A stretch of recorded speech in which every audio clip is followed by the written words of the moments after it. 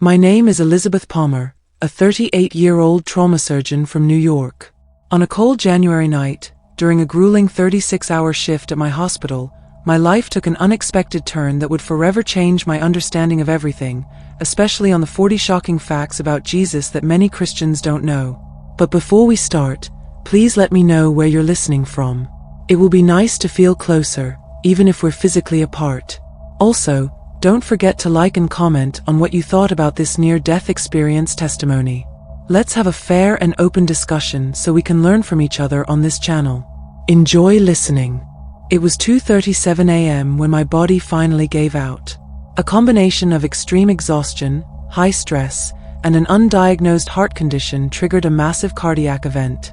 One moment I was reviewing patient charts, the next, complete darkness. Then, a light. Not just any light, but a profound, all-encompassing radiance that seemed to penetrate every fiber of my being. And there, standing before me, was Jesus Christ, not the distant marble statue from church paintings, but a living, breathing presence of incomprehensible love and wisdom. "Elizabeth," he said, his voice both thunderous and tender, "there are 40 truths about my life that humanity has misunderstood. You will be my messenger." As he spoke, the most extraordinary journey of revelation began. "Let me tell you about John," Jesus began.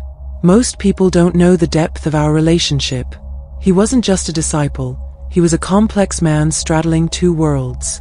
A successful fisherman with connections in both rural Galilee and urban Jerusalem. He was my cousin, part of my inner circle with James and Peter. During the Last Supper, he sat closest to me, the disciple I loved most deeply.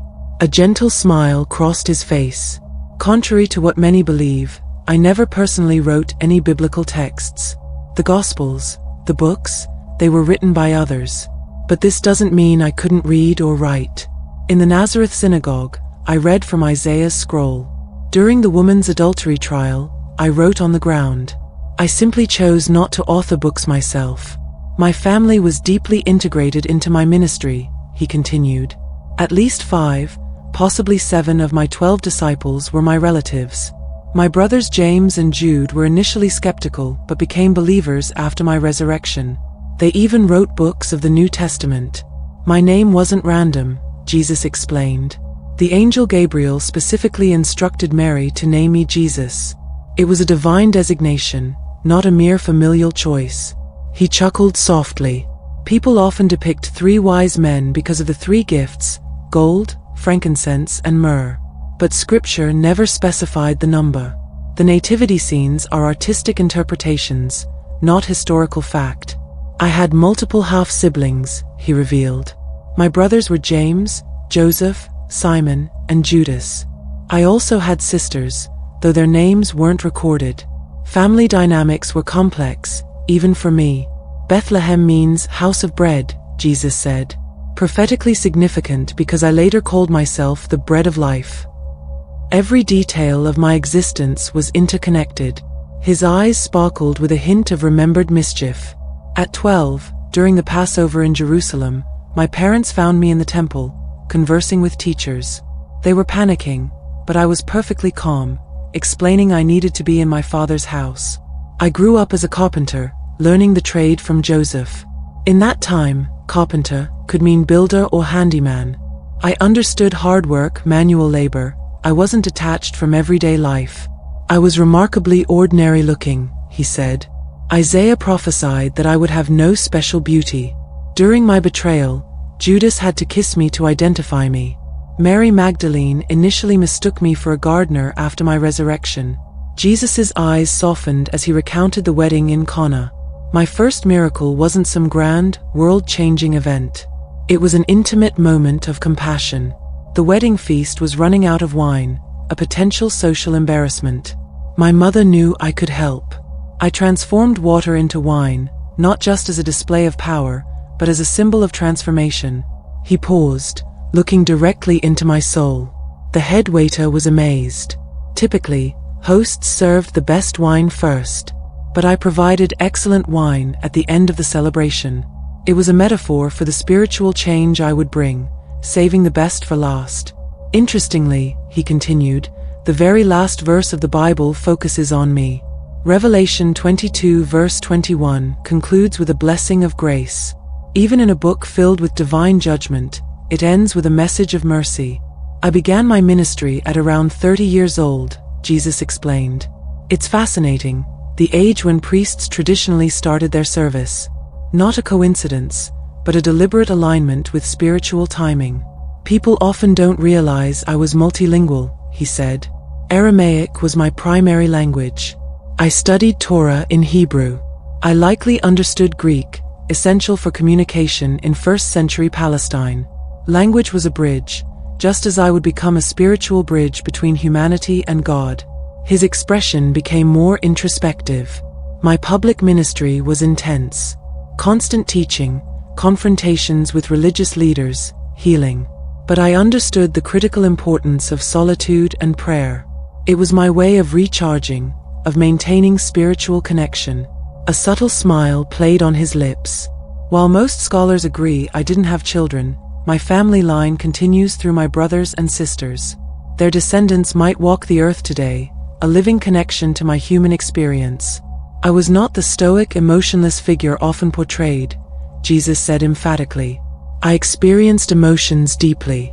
Anger at commercialization in the temple. Compassion for the lost. Grief. Joy. Emotions were not weakness, but a reflection of divine love. Only 3 people in biblical history fasted for 40 days, Moses, Elijah, and myself, he revealed. It was during this extreme period of physical vulnerability that Satan tempted me. But spiritual strength transcends physical limitation.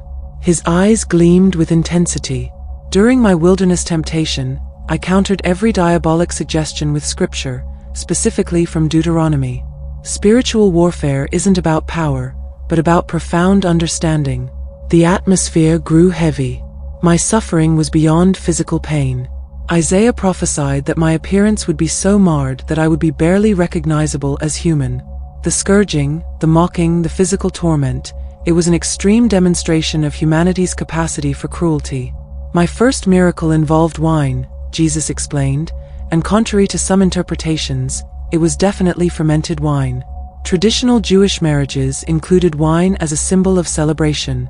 The Greek word used suggests the wine could intoxicate. I wasn't about prohibition, but about joy and life. His voice became animated. I didn't just resurrect metaphorically. I literally brought 3 people back to life. The widow of Nain's son, Jairus' daughter, and Lazarus. Each resurrection was more than a miracle. It was a demonstration of divine power over death itself. With each fact, I felt myself leaning closer, completely captivated by the depth of his revelations. Many don't realize how brief my earthly ministry was, he said. Approximately 3.5 years. Such a short time to transform the world. I participated in at least 3 Passover feasts, each moment intentional, each interaction purposeful. A profound look crossed his face. God spoke to me audibly 3 times. At my baptism, declaring me his beloved Son. During the Transfiguration, with disciples present. And before my crucifixion, a voice from heaven confirming my mission. The feeding of 5,000, it's the only miracle recorded in all 4 Gospels, Jesus noted. A moment of divine multiplication. 5 loaves and 2 fish feeding thousands, with 12 baskets of leftovers, symbolic of abundance and provision. His expression turned somber. The stress before my crucifixion was intense. In the Garden of Gethsemane, I was in such anguish that I sweated drops of blood, a medical condition called hematidrosis, occurring under extreme psychological stress. Even in my most painful moment, he said softly, I thought of my mother. From the cross, I ensured John would care for her. A son's love, transcending personal suffering. They placed a sign on my cross, Jesus explained. Written in Aramaic, Latin, and Greek, Jesus of Nazareth, King of the Jews. The letters INRI you see in artwork come from the Latin inscription. Crucifixion wasn't unique to me, he continued. The Romans used it frequently as a method of intimidation. Tens of thousands were crucified. My significance wasn't in the method of death, but in who I was and what happened afterward. A knowing smile crossed his face. My burial was prophesied centuries before it happened. Isaiah predicted I would be buried in a rich man's tomb, which is exactly what happened with Joseph of Arimathea. The Romans were determined to prevent any potential resurrection narrative, Jesus said. They used 3 levels of protection: a large stone, a guard, and an official Roman seal. Breaking that seal meant certain death. I wasn't a ghost or spiritual apparition, he emphasized. I had a physical body. I ate food with my disciples. I invited them to touch my wounds. A spiritual experience, yes, but also profoundly physical. Even as an infant, my destiny was spoken, Jesus recalled. Simeon in the temple prophesied that I would cause the rising and falling of many in Israel. He told my mother a sword would pierce her soul, a painful foreshadowing of my crucifixion. I didn't just appear once, Jesus said, leaning forward intently. I appeared 12 different times after my resurrection. To Mary Magdalene, to Peter, to disciples on the road to Emmaus, to the group of 500, and more. Each appearance was carefully orchestrated to confirm my resurrection and mission. His voice grew passionate. My final earthly command was clear: to make disciples of all nations. Go and teach, I told them. Baptize them. Show them everything I've commanded. It wasn't about creating a religion, but about spreading a message of love and transformation. John the Baptist was more than just a prophet to me, he revealed. He was my second cousin. Our mothers, Mary and Elizabeth, were cousins. His birth was also miraculous, as his parents were elderly when he was conceived.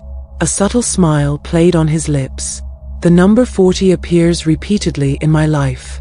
I fasted for 40 days in the wilderness. My ministry lasted about 40 months. 40 days separated my resurrection and ascension. Numbers aren't just numbers, they're symbolic. My birth in Bethlehem wasn't coincidence, Jesus explained. The prophet Micah had predicted centuries earlier that the Messiah would be born in this small village. Every detail of my life was a fulfillment of prophecy. My conception itself was a profound prophetic moment, he continued. Isaiah had specifically prophesied about a virgin conceiving a son who would be called Emmanuel. The Gospel of Matthew confirmed this prophecy through my birth. Each revelation felt like a puzzle piece falling into place. I was no longer just a listener, I was a witness to the most extraordinary narrative in human history. But Elizabeth, Jesus said, his eyes penetrating my very soul, these facts are not just historical details. They are invitations. Invitations to understand, to connect, to transform. The light around us seemed to pulse with an indescribable energy. I felt simultaneously overwhelmed and completely at peace. Why me? I whispered.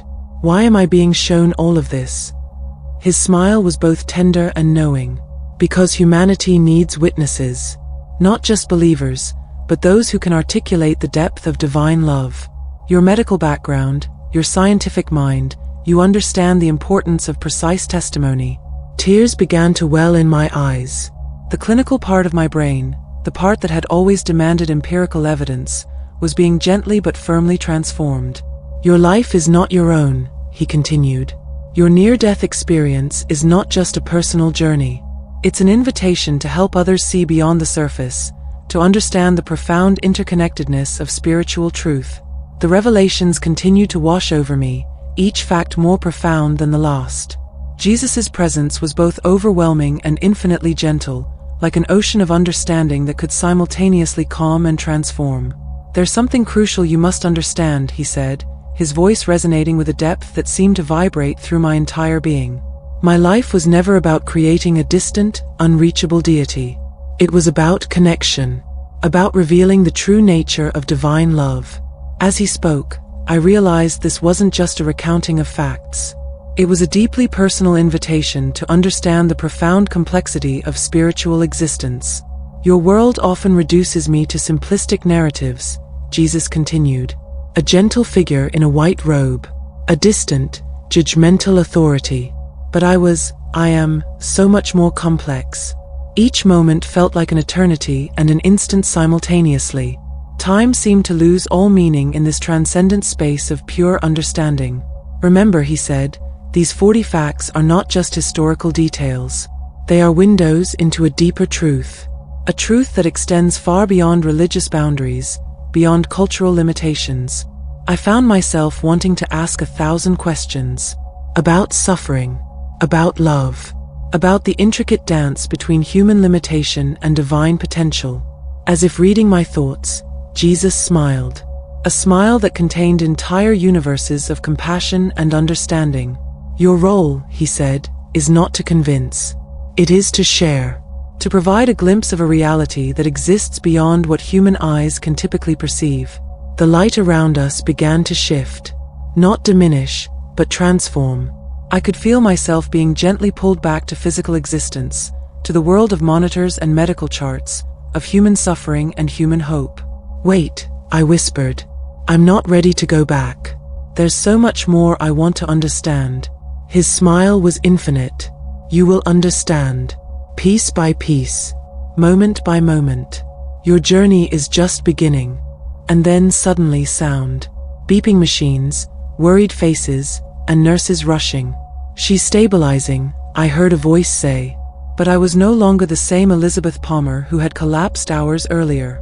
I had been given a mission, a testimony, a glimpse into a reality that transcended human understanding. The 40 facts were more than just information. They were an invitation to see beyond the visible and to understand that love is the most fundamental force in the universe. And I will spend the rest of my life sharing what I have learned, and I hope you will too.